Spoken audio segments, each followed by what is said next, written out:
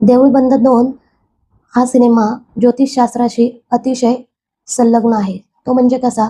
तर ज्योतिषशास्त्रामधील एक ग्रह राहू, की जो आत्महत्येचा विचार देतो, जो तुम्हाला नैराश्यामध्ये ढकलतो, जो तुम्हाला व्यसनाधीनता देतो किंवा जो तुम्हाला बंधनामध्ये अडकवतो.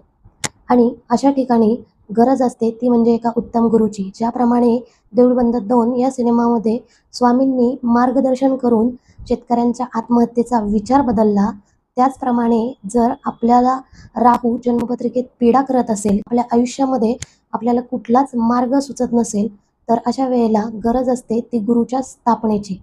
आणि ही गुरुची स्थापना केल्यामुळे नक्कीच तुमच्या जन्मपत्रिकेतील राहू खराब फळं देण्याचं बंद होतो. कारण राहू हा घाबरतो तो म्हणजे गुरु आणि मंगळ या 2च ग्रहांना. म्हणूनच तुम्हाला जर आत्महत्येचे विचार येत असतील, नैराश्य दाटून येत असेल किंवा एकटेपणा जरी वाटत असेल, तर गुरुची उपासना करणं हे अतिशय गरजेचं आहे.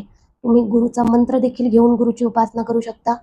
तुम्ही गुरुदत्तांची उपासना करू शकता किंवा गुरुवारी उंबराच्या झाडाची सेवा करून गुरुची तुम्ही उपासना करू शकता व गुरुग्रहाला मजबूत करू शकता. म्हणूनच जिथे जिथे राहू पीडा करेल त्या त्या ठिकाणी गुरुची स्थापना करा. तुम्हाला फरक नक्की जाणवेल.